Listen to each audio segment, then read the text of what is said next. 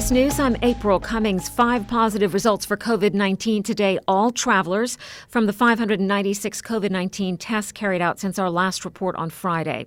To date, 93,098 COVID-19 vaccinations have been given in all in the Cayman Islands. Of these, 48,262, that is 68% of an estimated population of 71,100, have had at least one dose of a COVID-19 vaccine. Approximately 63% have completed the 2-dose course. Public health officials and the government are continuing to urge people to get the vaccine. You can find the schedule at hsa.ky.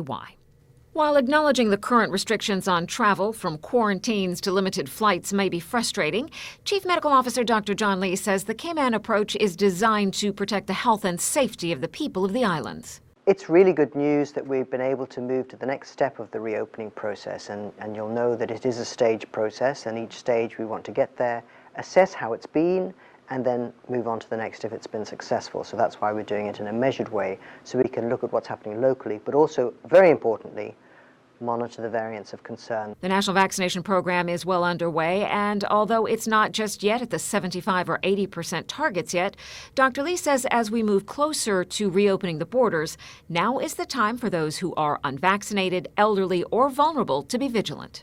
When they go into indoor public spaces, please consider wearing masks, obviously distance, watch your hand hygiene in order to protect yourself from the threat of any possible infection. That will also stand you in good stead for other sorts of infections. We've seen that there have been relatively few, or hardly, I certainly haven't had one, and I'm not immune, hardly any respiratory infections, but these are all going to start to creep back as travel begins to become much more frequent. So please do take care of yourselves, in particular with regards to the coronavirus, but also any other infections. Chief Medical Officer Dr. John Lee, audio there courtesy of CIG-TV. The International Observer Mission from the Commonwealth Parliamentary Association, British Islands and Mediterranean region released its final report on the 2021 general election Friday. Supervisor of Elections Wesley Howell says the Elections Office will carefully review the 15 recommendations by the international mission and the 14 put forward by domestic observers. Once that is complete, he says the next step is to develop and implement formal proposals for changes to the Constitution, Elections Act, internal policies, and procedures. In a written statement, Mr. Howell thanked both observer teams on behalf of the Elections Office senior team. The former Financial Services Minister joins Walker's Professional Services. Radio Cayman's Carsley Fuller has more. Tara Rivers, the former Minister of Financial Services and an attorney, will be joining WPS as a director on July 6th. Walker says she brings to them a, quote, outstanding record of academic, legal, professional, and governmental experience, having served 2 terms as a cabinet minister in the government. From May 2013, Ms. Rivers had responsibility for education, employment, and gender affairs, and upon her re-election in 2017, she was given ministerial responsibilities for financial services and home affairs. She was the first woman to hold the minister position for education, employment, financial services, and home affairs, respectively. Prior to her ministerial career, she practiced structured finance and corporate law at a Magic Circle firm in the UK, as well as at a leading local firm in Cayman.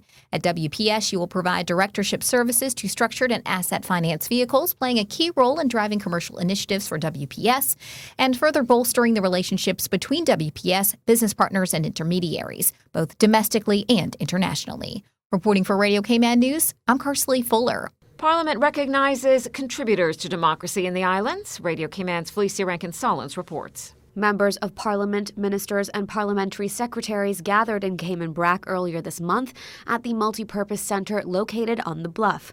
Organized by Parliamentary Speaker Honorable Makiva Bush, Minister Honorable Juliana O'Connor Connolly, and Deputy Speaker Honorable Catherine Ebanks Wilkes, the special event recognized all those who had contributed to Parliament's evolution into an autonomous body.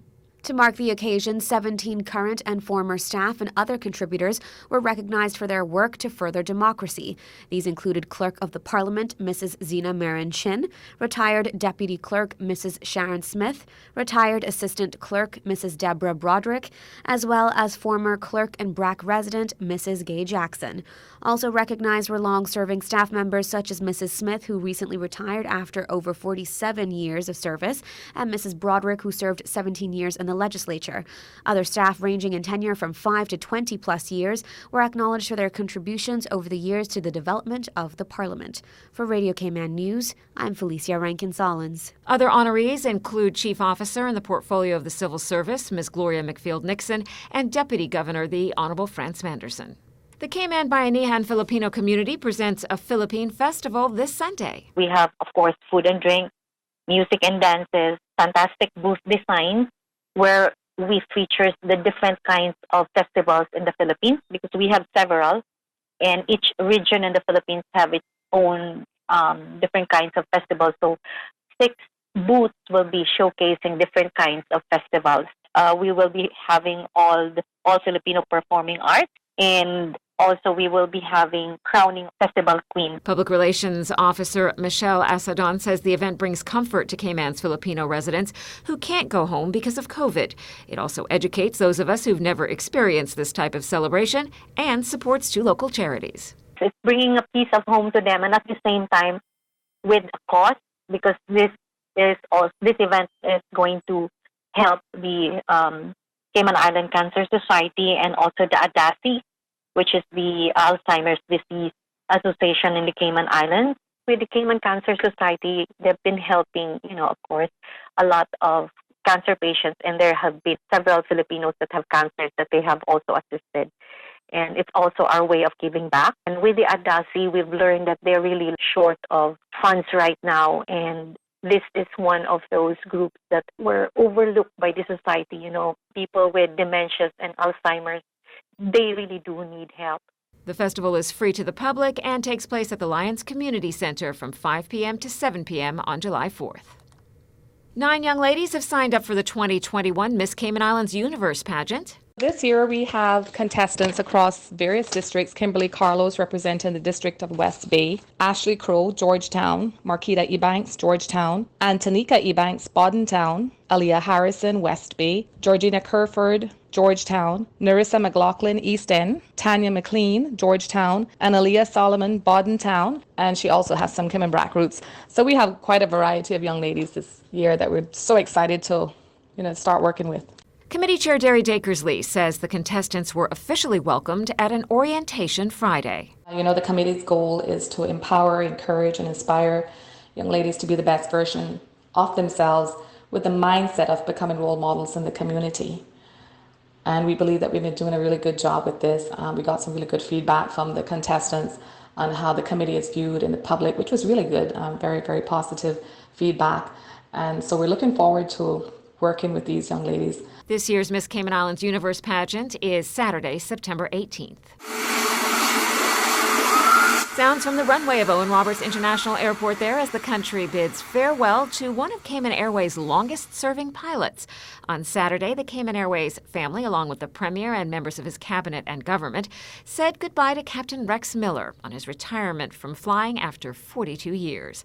His younger brother, Captain Jeff Miller, flew right seat with him on the final flight, KX-2402, from Cayman Brac to Grand Cayman.